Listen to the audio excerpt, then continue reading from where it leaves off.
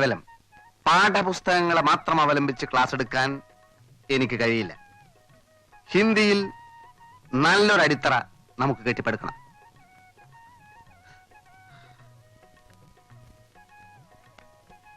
May തുംസെ Pyaar കർത്താ ഹൂം.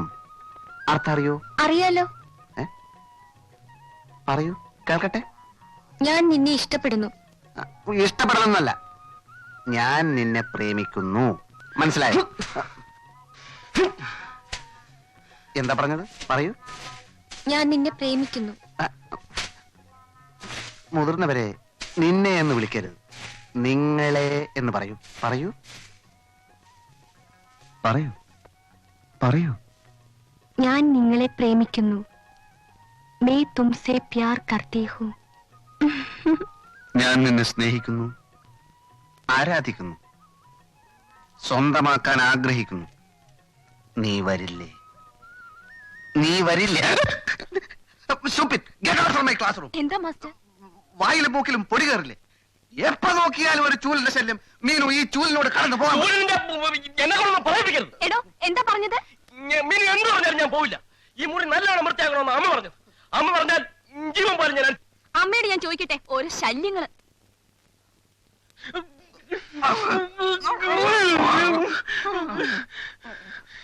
സമ്മതിക്കില്ല അല്ലേ?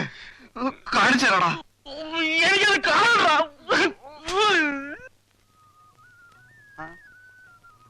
എന്തായി?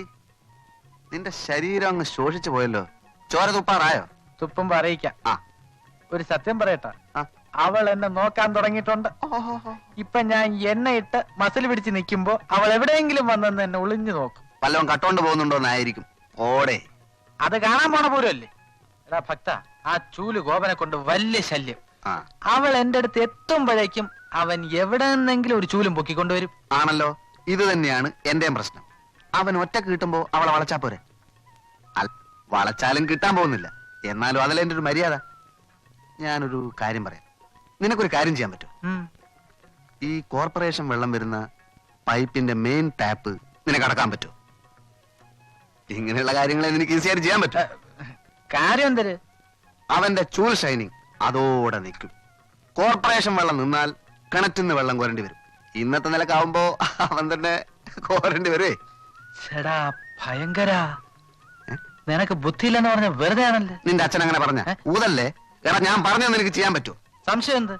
എനിക്ക് ചെയ്തേ പറ്റൂ. അവന്റെ അമ്മൂമ്മയുടെ ഒരു ചൂല്. എന്തെല്ലാം കഷ്ടപ്പാട്.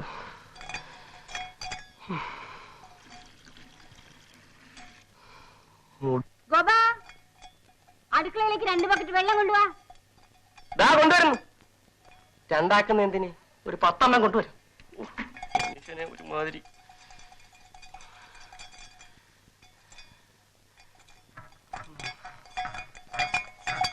നല്ലൊരു അവസാനം ഉണ്ടായാൽ മതിയായിരുന്നു. എന്തോന്നാ തന്റെ ഒരു ഒടുക്കത്തെ കുടി? ഒരിക്കൽ കൂടി വേണമെന്നോ? വേണം വേണം, തരാം കേട്ടാ. പോന്നതിന് മുമ്പ് എല്ലാം കൂടെ ചേർത്ത് തരാം. ഹിന്ദി മാത്രം ആയാൽ മതിയായിരുന്നു. അല്ലേ, അവനെ ഞാൻ ഒതുക്കി. പൈപ്പിന്റെ ടാപ്പ് അടച്ചു. ഇനി വൈകുന്നേരം വരെ അവൻ വെള്ളം കോരിക്കൊണ്ടിരിക്കും. അത് മതി, വരട്ടെ. ഒരു കാര്യം, നീ അരമണിക്കൂർ കൂടെ ക്ലാസ് എടുക്കുകയാണെങ്കിൽ ഞാൻ പൈപ്പ് തുറന്നു വിടും. പിന്നെ ആ ചൂല് നേരെ നിന്റെ അടുത്ത് വരും. ഇല്ല ഇല്ല, 1 മണിക്കൂറെങ്കിലും അവളെ സ്വൈരായിട്ട് കിട്ടുമല്ലോ. അരമണിക്കൂർ? അരമണിക്കൂർ. നീ ഇവിടെ വെയിറ്റ് ചെയ്യുവേ, ഞാൻ ക്ലാസ് എടുക്കട്ടെ. ഗോപാ, എനിക്കൊരു ബക്കറ്റ് വെള്ളം. ദാണ്ടെ കൊണ്ടുവരുന്നേ. ദൈവമേ, ഇപ്പോഴെങ്ങും പൈപ്പിൽ വെള്ളം വരല്ലേ. എങ്ങോട്ടാ എങ്ങോട്ടാ? ഇതെടുത്തോളാം. മോളുടെ കല്യാണം. സദ്യ കാണുമോ? കാണും. 4 തരം പ്രഥമൻ വിളിക്കാൻ വന്നിരിക്കുന്നു. എന്നോ പിന്നെ കുളിക്കാം. പരിസേവ്യ ഗോപാ, ഇപ്പൊ കൊണ്ടുവരാം.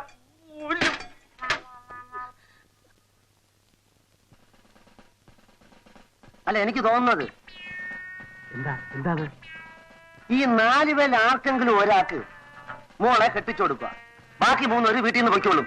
എങ്ങനെ എന്റെ ഐഡിയ? തന്നൊരു അഭിപ്രായം ചോദിച്ചാൽ തനിക്ക് തോന്നുന്ന അഭിപ്രായമാണോ പറയുന്നത്? പിന്നെ തനിക്ക് തോന്നിയ അഭിപ്രായം ഞാൻ പറയണം? എന്താ അവിടെ? ഒന്നുമില്ല. അയ്യോ അമ്മ, ഇരിക്കുകയാണേ.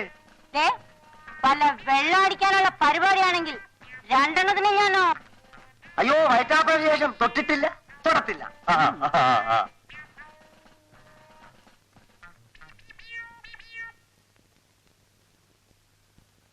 തനിക്കറിയാമോ, ഞാൻ സമാധാനമായിട്ട് കിടന്നുറങ്ങിയിട്ട് ദിവസം എത്രയായിന്ന്?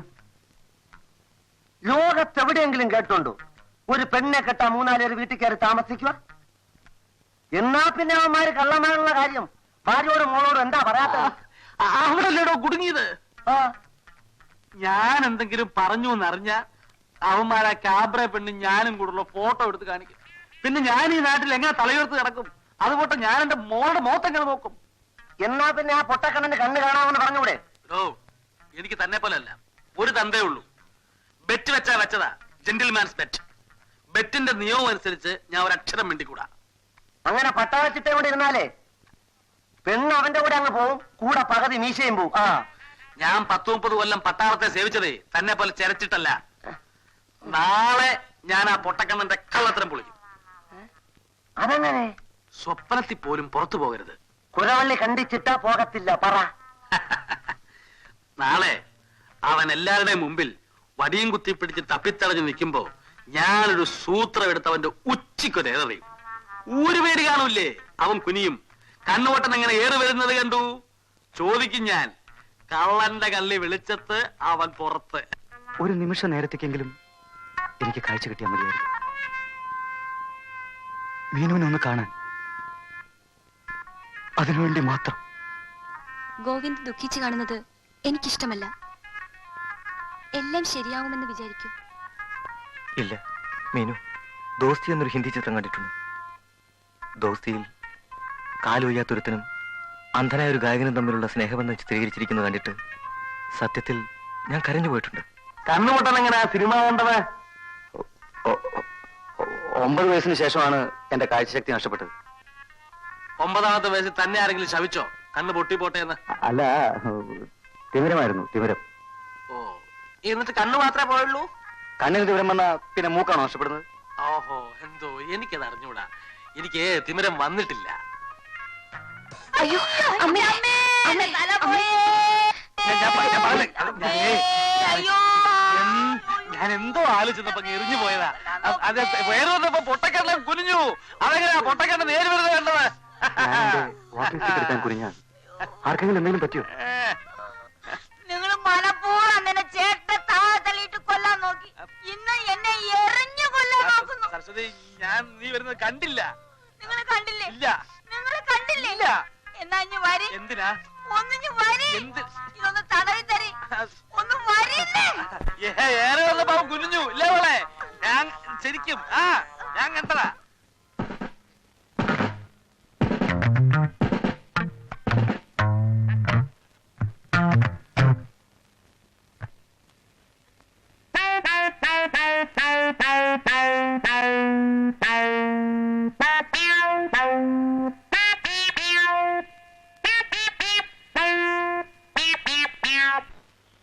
എനിക്കൊരു സംശയം.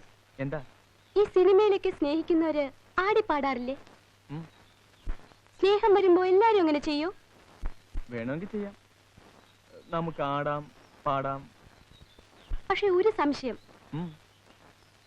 പാട്ട് പാടുമ്പോ ഈ മ്യൂസിക് എവിടുന്നാ വരുന്നേ? അത് ശരിയാ, അത് എവിടുന്നാ വരുന്നത്? എനിക്ക് പിടികിട്ടി. എവിടുന്നാ? സ്നേഹിക്കുന്നവരുടെ ഹൃദയത്തിൽ നിന്ന്. എന്നിട്ട് ഞാൻ കേൾക്കുന്നില്ലല്ലോ. കേട്ടു നോക്ക്.